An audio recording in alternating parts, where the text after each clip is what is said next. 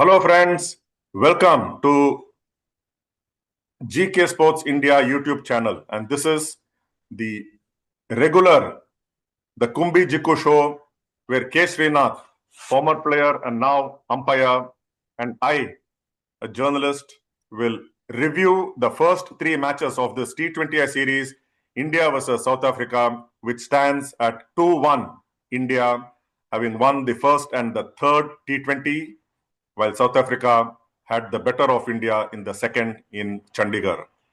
Welcome again, Sri, and thank you for doing this. How have you been, and how have you followed the first three T20Is? Very well, Diko. Thank you. And yeah, it's been a bit of a up and down in the five-match T20I series so far. India having got the better of South Africa in the first and the third T20I, and South Africa winning comprehensively, a resounding victory, I would say, in New Chandigarh at Mulanpur.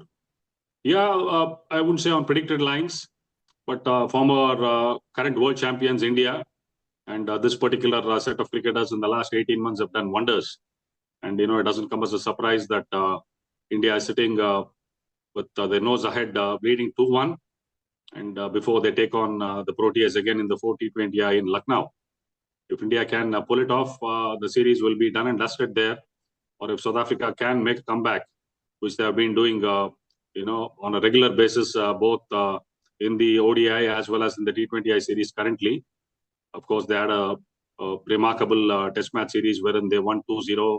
The confidence of that series victory has been, carried forward, and you can see that being displayed. Though there are a lot of replacements, and the test regulars are not a part of this T20I series. Having said that, so far it's been exciting, and hoping that India can pull it off, or if South Africa can bounce back. The decider will be in Ahmedabad when they tee off for the last T20I. In the perspective of fans, they would look forward to India finishing it off in Lucknow. Whereas from the cricketing point of view, if South Africa pull it back, the all-important game would be the one in Ahmedabad. The way the T20 series has gone so far, it's either India winning hands down, or it's South Africa who have been winning by a big margin, as we saw in the second T20I. So what is it about South Africa? They either score big like they did in the second T20, scoring 200 plus runs and winning by 51 runs, or they just are packed with no resistance with the bat, 74 all out in the first and 100 and less than 120 in the third. So what is it about this inconsistent batting performance by South Africa? Or is it that Indian bowling is so good that they have restricted the South Africans to very low scores? Well, you're right on the money, Jiku, saying it's either India's way comprehensively, or one game which South Africa won hands down. To be honest, I think toss is also making a difference in the series, because we are in winter in India, and typically the team bowling second. There's so much of dew factor, and mind you, the last game which India played in Dharamshala, cold conditions, and I thought the Indian fast bowlers, especially Arshdeep and Harshit Rana, were straight away on the money. They hit the straps very early, and you're nothing for 2 or 3 within the power play. 2 ducks to start with, that of in-form batter like Quinton de Kock and Reza Hendricks getting another duck. So from there on, I think because it's a T20 game, 120 balls, you don't have time to consolidate and look at building partnerships. You need to have the runs flowing and the run rate up there. So yes, credit goes to the Indian bowlers. They bowled really well up front, and they've managed to pull the South African batting order back in the game 1 and 3. Whereas yes, the second game was a high-scoring one.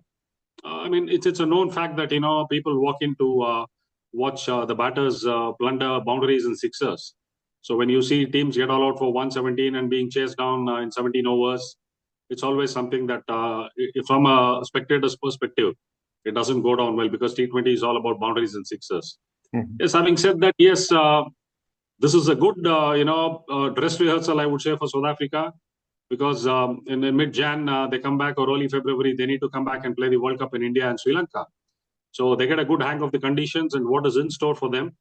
though they might not be playing many of the games in the venues where they are playing these T20Is. But definitely, yes, they certainly would get a hang of the conditions, and it's a good, preparatory tour, I would say, before the World Cup. Also a sort of dress rehearsal for India with 7 more T20Is to go before the all important World Cup, where they defend the title, like you said, in India and Sri Lanka. Where is this Indian team heading to, considering the kind of performances we have seen, especially from the captain Surya Kumar Yadav and the vice captain Shubman Gill? And there have been some mixed performances. Hardik Pandya was too good in the first T20, man of the match with a match-winning 50 plus. And Arshdeep came back so very well in the third after going for so many runs, bowling wides galore and even a 13-ball over. So it's been a kind of mixed performances by the Indian team, isn't it? And where does this put Surya Kumar Yadav and Shubman Gill's form going into the World Cup? Well, I think it's certainly a cause of concern, especially the batting form of the captain and vice captain. And Surya has not been in great form in the last 14 to 15 innings he's played, right from South Africa, leading into the Asia Cup, where India did win, and in these 3 T20Is. Well, we've always been talking about, the position where these people get to bat. And it's just, one hit they are away from getting back to form. But Shubman Gill has looked totally out of form and is looked out of sorts in this format. Last 17 games, he's averaging less than 25. He's not got a half century.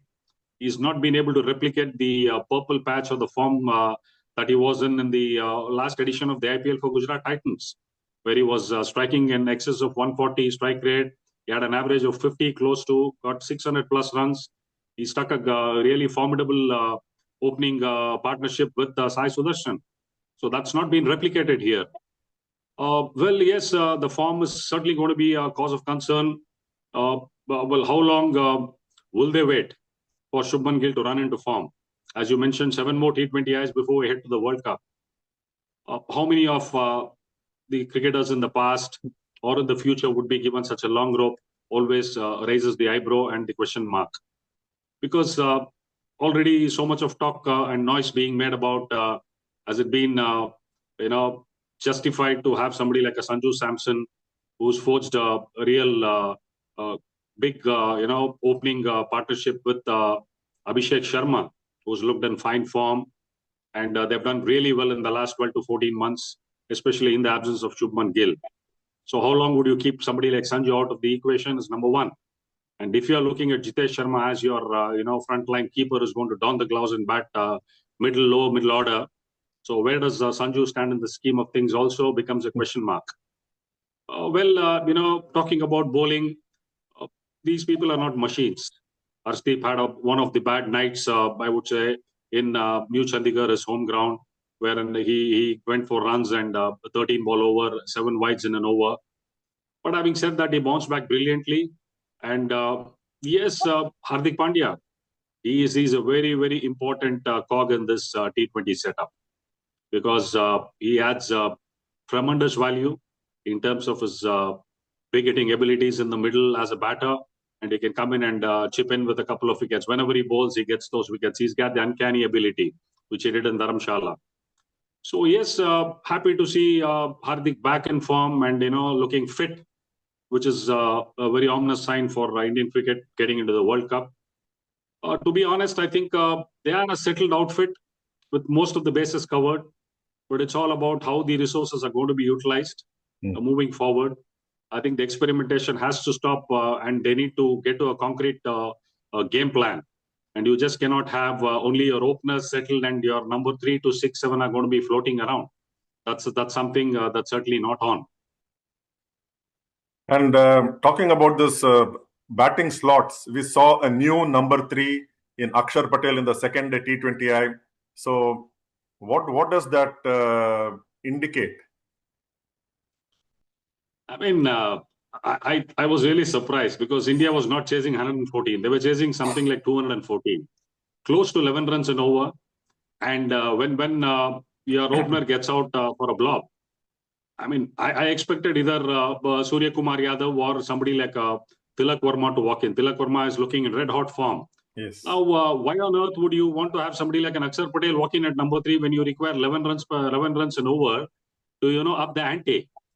And it fizzled out, getting run about 28 and he getting out. Of course, the rest of the batters around him, barring Tilak Verma with a brilliant half century, everybody failed in that particular game. So I believe, that your openers, number 3, number 4, should more or less be a settled outfit. Because if you draw the clock back, when Surya had all his success for Mumbai Indians, he batted number 3. That was a secured spot for him. And he was pretty sure that he walked out even when they were 0 for 1 or even they were 100 for 1. So that gives you that sort of, security within you saying that, yes, I am slotted at that particular number. And when you've had success in the past at that particular number, it should be either a toss-up between a Tilak Verma and a Surya Kumar Yadav. I don't think that, somebody like an Akshar is ideally cut out for you to walk in at number 3 in a T20 format. Well, again, there was mention saying that they were trying to fix that place and, try out different batters. And hopefully the experiment stops. The buck stops here with India playing the last T20I before the World Cup. And they at least, zero in on at least 2 players, like I mentioned, Tilak and Surya to be slotted in there.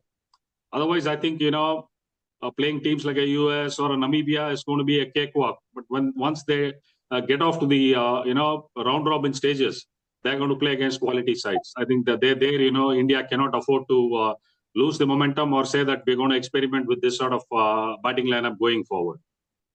Speaking particularly of Surya's form, is it that the captaincy and its burden affecting his batting? Is he not being able to play freely like he used to because of this extra responsibility?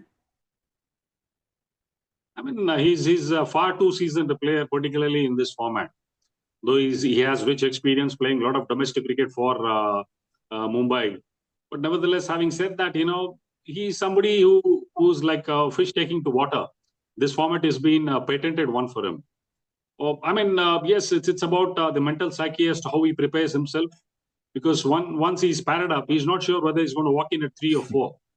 Because your preparation to go and bat in particular positions are very, very important. Now, if you're slotted at number 3 and you say, come what may, you're going to bat at that order, mentally you're there in the game.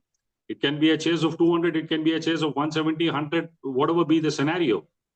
But if it changes just in a fraction of a moment and, you are asked to slot yourself at number 4 or 5 and somebody else has to walk in, it's a similar scenario for that particular batter who slotted at number 3, unexpectedly.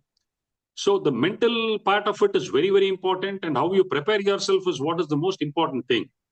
Well, for Surya, I don't look at this as a, issue with his captaincy affecting his batting. It's more or less about the space he is in is what is hurting his, batting performance. I think if that's sorted out, and we all know what sort of a batter Surya is in this particular format, he is one of the most dangerous cricketers around world cricket, especially in the T20I format. And to me, I think the more he gets to bat in the power play and spends more time at the crease, he can be the most dangerous rather than, somebody who walks in with just 2 or 3 overs to go. For that, you've got finishers, like Jitesh, you've got Shivam Dubey, Hardik Pandya can do that for you, or a Tilak Verma. To me, it's about more time at the crease for Surya, which is going to do good for him and for the team per se. This is something like wanting KL Rahul to play higher up the order in ODIs rather than go to number 5 or number 6, isn't it? And you just mentioned about Surya padding up and not knowing exactly where he is going to bat. Didn't we see Surya pad up and wait till about, say, number 8 or 9 in one of the T20s against a lowly team, just to give others a chance to bat, isn't it? So that's something which is which is quite strange. Going ahead, Sri, 2 more matches to go. Going by the pattern, it's South Africa's turn to win the 4th T20I in Lucknow on 17th and keep the series alive going into the final match on 19th. But can India clinch it in Lucknow and finish it off rather than go into the decider? I think an ideal situation for India would be to, close it in Lucknow. For reasons, personal reasons, Bumrah was not available for the Dharamshala game. Illness for Akshar Patel. Kuldeep did really well. So Bumrah is going to make a comeback. into the side. I think obviously he would be replacing Harshit Rana. The rest of it, I feel that, if Akshar comes in, he obviously will walk into the side. And India becomes that much stronger per se, not only in terms of the bowling unit. As an all-rounder, Akshar can add tremendous value to this side. So these.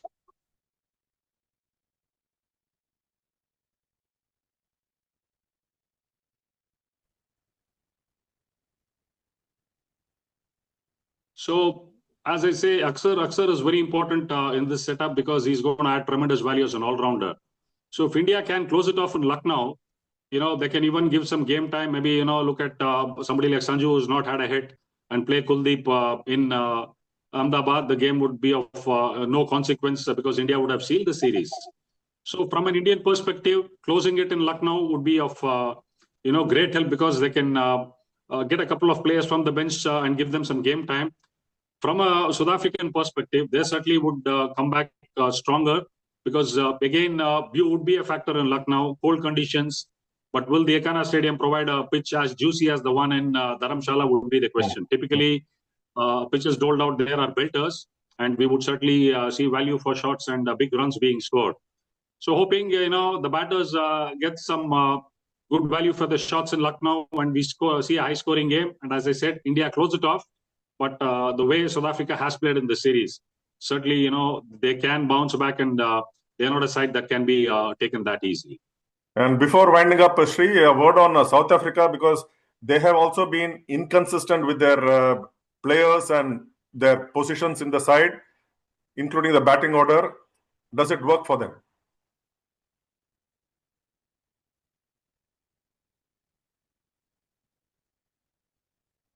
Well, I think again, they're also on a similar boat like what India is in, trying to figure out what is the best combination for them moving ahead before the World Cup. So they're also experimenting on certain players with Markram shifting bases. I think by the end of the series, they would have a fair idea about what would be their requirement for this forthcoming World Cup, which is going to be played in India and Sri Lanka. I think their bowling lineup is more or less settled because somebody like Maharaj has not got that much game time. But if South Africa plays a few games in Sri Lanka and in the World Cup, which is going to be, early summer in India and Sri Lanka, spinners might come into play and Maharaj also might have got a role to play in that. So yes, they're also on an experimental course. And of course, they would like to get their best team on the park in Lucknow, wherein, if at all, they can pull it back and leave the series on a humdinger in Ahmedabad. That would be great for cricket. On that note, thank you very much, Sri, and hopefully India seal the series in Lucknow and we get to see an exciting last couple of matches in this T20 series and hopefully the experimentation stop from the Indian think tank. Take care, stay safe. Thank you, Sri. Thank you very much. Bye. Thank you.